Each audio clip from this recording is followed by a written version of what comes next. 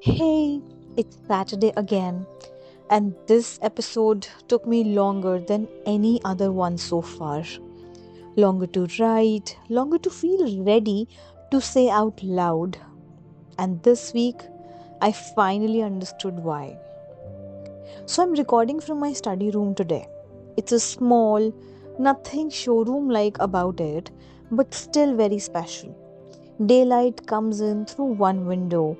There's a vision board on one wall and a wall that I hand painted with my mum. Furniture that's more cozier than any corrected one.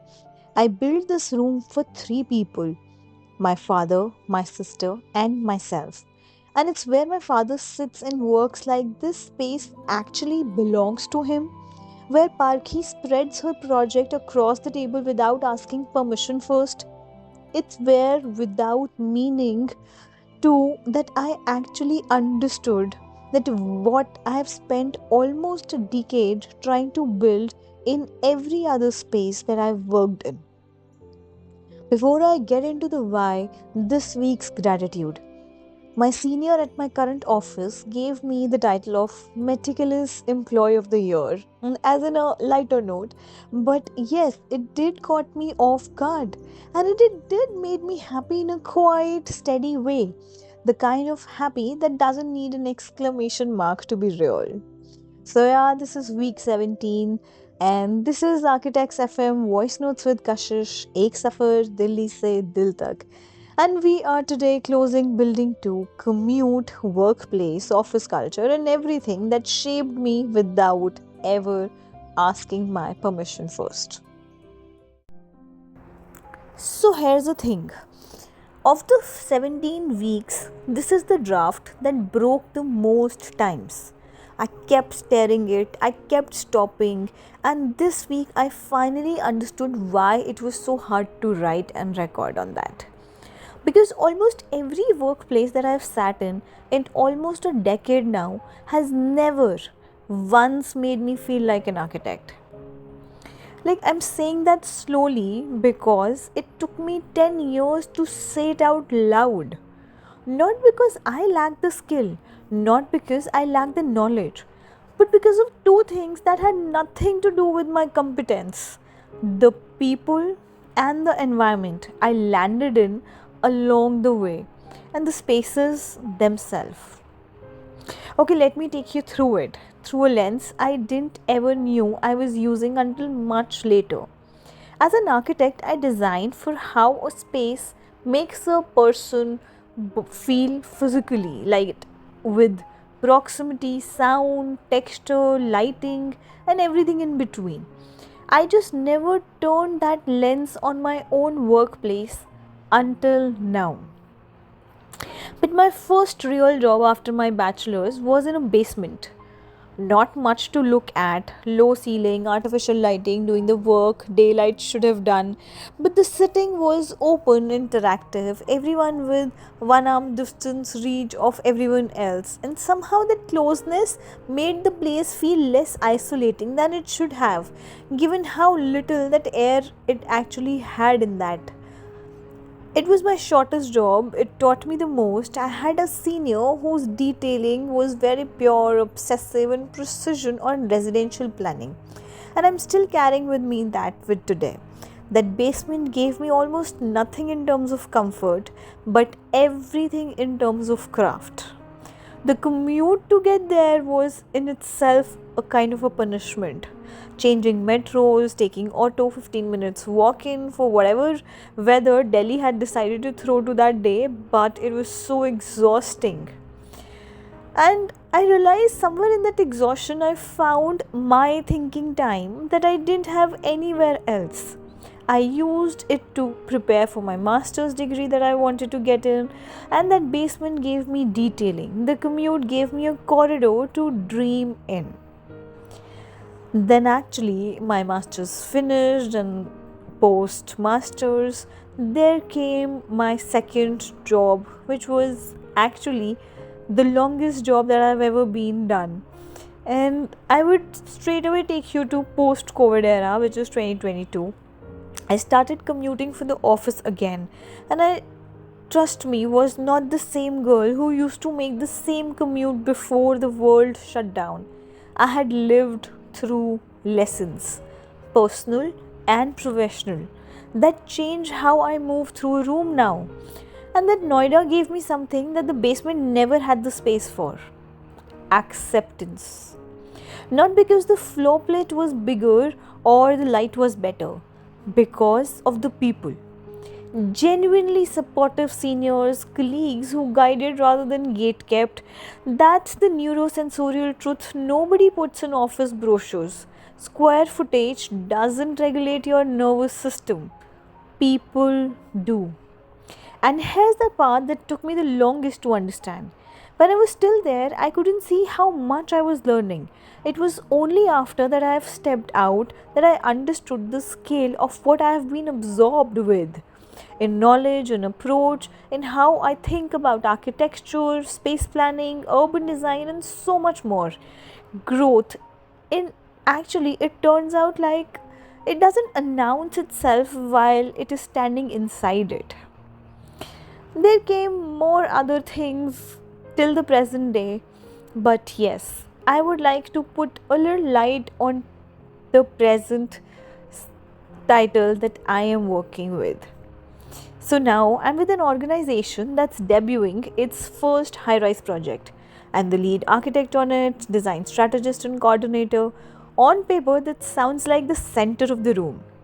But in practice, I feel more than in the background that I ever have felt. I'm still the very face every consultant, every outside team that walks through that door meets up. But behind that face, I haven't quite found a space that I have inside it. Either the kind that makes you feel like you belonged inside that workplace, not just responsible for it. The kind where the work feels bigger than yourself, and somehow that makes you feel better and bigger and not actually shrinked. So, yeah, these are the three workplaces, three different floor plans, and the three different Kashish quietly figuring out her journey towards the workplaces. So, here's what I want to ask you actually. Think about that workspace that changed you the most.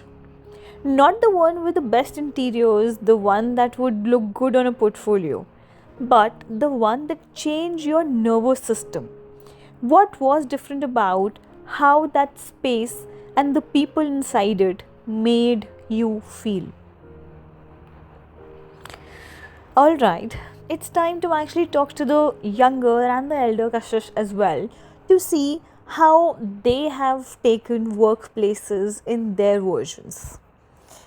All right, the younger one has always thought of becoming an architect, which will feel like a coronation. Like you walk into a room that she designed, feel instantly at home, instantly legitimate. She doesn't know yet that almost no workspace will ever hand her that feeling for free. Right now, she's just tired from the commute and quietly hopeful for about a master's degree she hasn't started yet. Yes, of course, the present Kashish. Okay, she has a confession to make. Almost a decade in this field, and I still feel not enough much. Not from the lack of skill, but from the spaces and the people that rarely mirrored back to any acknowledgement and that belongness to the room.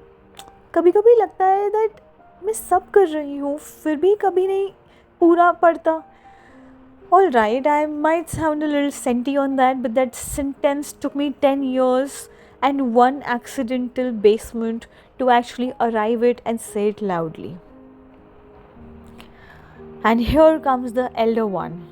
The elder Kashish has not really been hypothetical anymore because she is actually sitting right here this week.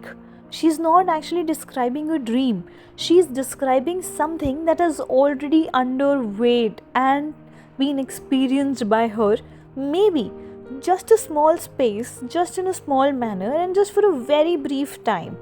But hear it out. A small space built for her core 5 from where she wants to build her own empire. The Sachdeva souls? Like, that space was on fourth floor, tree facing, a bay window that pulls in more daylight than any office she's ever sat in. Clean, linear, cladded in cork and natural drapes instead of just cold finishes she's gotten into. A vision board, a material palette wall, a recording corner still in progress, and on the door, K26, her first workplace address with the Sachdeva Soul nameplate that her father had made for her. This is just the trailer girl, she said to herself, seeing in the mirror. While I have managed to build so far, the bigger version that's still coming in the years ahead, she affirms. For a moment, none of them say anything. The 15, 30, 45, all three of them sitting with the same bright lit eyes. Not agreement, hunger. The kind that doesn't need translations between ages. It is very visible in their eyes. I spent 10 years working in the space that never made me feel like an architect, and then I just built one room for the people I love, and I finally understood what the job was actually for. Somewhere in the middle of all this, my Barakhamba Road job, probably, I really found a real friend. Someone who made the workplace lighter just being it with me. We are not in touch anymore. Life moved us in different directions in different parts of the world. But I still pray for her. Wherever she is, whatever she is building now, not every good thing to say here, but just to tell that I still pray for you in spirits. And now a question to everyone who has been through this journey with me. What are we actually grinding for? Almost 8 to 8 am to pm, 6 days a week. That's roughly 75% of our waking hours, commute included. So let me just ask the question plainly, the way I asked myself this week. What is that one thing we are all trying to dig out through ourselves through all this grinding? Honestly, I got my answer as one word: proof. Proof of our own capability, dressed up as money, validation, appreciation, and so much more. Hardly anyone, myself included, most days actually, is doing this purely for passion. I'm not saying that I want to be cynical, but I'm saying that it is because I think we all breathe easier if we admit that it loud all of this is out of performance and nothing otherwise, rarely. The basement was my foundation, which was hidden, load bearing, unglamorous, but structurally everything. Noida was the floor where the structure finally became visible, not because of the better square footage, but because of better people. The high rise right now is the floor I'm still learning to stand on, visible to everyone else and visible to myself still. And K26, Sachdeva Souls, that is the first place I ever designed entirely on my own terms. It works because I build it for the people I choose, not for a portfolio someone else would judge. Building 2 was never really about the offices that I sat in. It was about the learning, the hard way that no one else's walls were going to hand me my sense of belonging. I always was going to have to build that for myself. Trailer version first, bigger version comes soon. So here's the question that I'm sitting with as I close this chapter. If office space could never quite make me feel enough, then where has that feeling been felt? Which rooms, which corner, which small unglamorous pockets of my life actually gave me that back to myself when nothing outside could? You know what this room taught me sitting here recording this? Maybe the real qualification that I've been collecting for these 10 years isn't on my resume anymore. It's only the office experience or the design portfolio. It's knowing how to build a room that makes someone else feel like they belong. And if you're sitting in a workplace right now that has never made once feel enough, I need you to hear this. That isn't a reflection of your capability, my friend. Sometimes you just have to build the room for yourself. And building two closes here with me. We move on to the something like no company have ever give me, no job title ever protected, my own ghar, my own sanctuary. Next Saturday we start there. And working drawings are in condition. एक सफ़र दिल्ली से दिल तक. This is Architects FM Voice Notes with Kashish. Let's keep building for ourselves even when you are underestimated. Take care. See you next Saturday. Till then, keep building, keep layering.